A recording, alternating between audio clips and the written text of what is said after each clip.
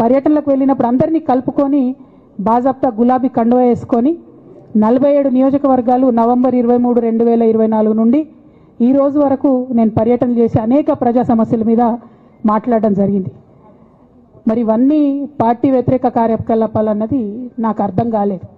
ఎట్లా వ్యతిరేక కార్యకలాపాలు అవుతాయన్నది కూడా ఒకసారి పార్టీ పెద్దలు పునరాలోచించుకోవాలని చెప్పి నేను రిక్వెస్ట్ చేస్తూ ఉన్నాను.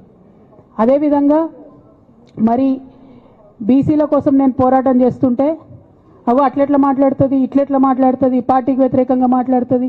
అరే నేను కాంగ్రెస్ పెద్దల మీద ఒత్తిడి తీసుకొస్తుంటే బీసీలకు 42% అమలు చేయాలంటే ఏది పడితే అది చిల్వల్ పల్వల్గా నా మీద రాపించడం, ప్రచారం చేయడం, చాలా దారుణమైనటువంటి పనులు పార్టీలో ఉన్నటువంటి కొందరు పని కట్టుకొని కత్తి కట్టుకొని నా మీద చేయడం జరిగింది. అట్లానే నేను ఒక మాట ఏమన్నా, సామాజిక తెలంగాణ సాధన కోసం నేను కట్టుబడి ఉన్నా అన్న. దానిలో తప్పేముంది?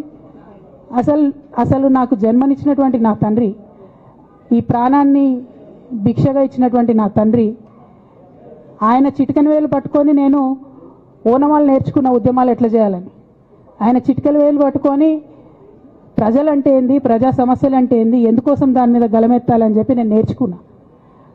ఆ నాయకుడి స్ఫూర్తిగానే నేను సామాజిక తెలంగాణ మాట్లాడినా. భారతదేశం మొత్తంలో ఇన్ని రాష్ట్రాల్లో ముఖ్యమంత్రులు అయితే 75 ఏళ్ళ స్వతంత్ర భారతదేశం, 79 ఏళ్ళు స్వతంత్ర భారతదేశంలో దళితులకి 3 ఎకరాల భూమి ఇస్తా అని చెప్పినటువంటి ఏకైక గొప్ప నాయకుడు కేసీఆర్ గారు. ఆయన దగ్గర నుంచే కదా నేను సామాజిక తెలంగాణ ఎజెండా నేర్చుకున్నది. బీసీలకు ఎవరు వృత్తి పనిదారులు ఉంటే వాళ్ళకి చేయూతనిస్తా అని చెప్పినటువంటి ఏకైక ముఖ్యమంత్రి కేసీఆర్ గారు. చెప్పినట్టుగా డబ్బులు ఇచ్చిండు కూడా, ప్రతి కులాన్ని కాపాడుకునే ప్రయత్నం చేసిండు. అది కాదా సామాజిక తెలంగాణ?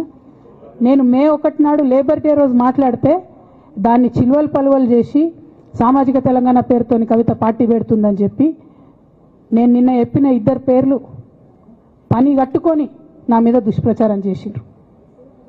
నేనేమైనా తప్పు మాట్లాడినా? బీఆర్ఎస్ పార్టీ వ్యతిరేకమా సామాజిక తెలంగాణ నినాదానికి?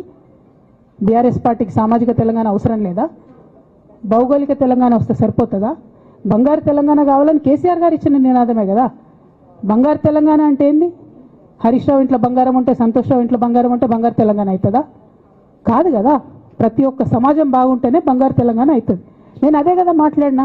హిట్ టీవీ యాప్, ఇందులో short news, live news, entertainment shows, movies, digital magazines తో పాటు మీ జిల్లా వార్తలను కూడా ఫ్రీగా చూడొచ్చు. ఇంకెందుకు ఆలస్యం, వెంటనే హిట్ టీవీ యాప్ ని డౌన్లోడ్ చేసుకుని ఫ్రీగా ఎంటర్టైన్మెంట్ పొందండి. Hit TV app. Hit TV app. Please download hit TV app. Hit TV app ని ఫ్రీగా డౌన్లోడ్ చేసుకుని ఎంజాయ్ చేయండి. మీకు నచ్చిన ఎంటర్టైన్మెంట్ కోసం హిట్ టీవీ యాప్ ని ఫ్రీగా డౌన్లోడ్ చేసుకుని ఎంజాయ్ చేయండి. హిట్ టీవీ యాప్ ని డౌన్లోడ్ చేసుకుని ఆస్వాదించండి, ఆశీర్వదించండి. ఇంతమంది సెలబ్రిటీలు హిట్ టీవీ యాప్ ని డౌన్లోడ్ చేసుకోండి అని చెప్తున్నారంటే ఎంత మంచి యాప్ ఆలోచించండి. అమెరికా అమెరికా అమెరికా అమెరికాలో చదవాలనుకునే వాళ్ళకి విశ్వసనీయమైన పేరు మన శౌర్య కన్సల్టెన్సీ. UK లో 1 year masters, UK లో 1 year masters, 2 years work permit up to 5 years visa. Contact Shaurya Consultancy. Contact 89851 89851.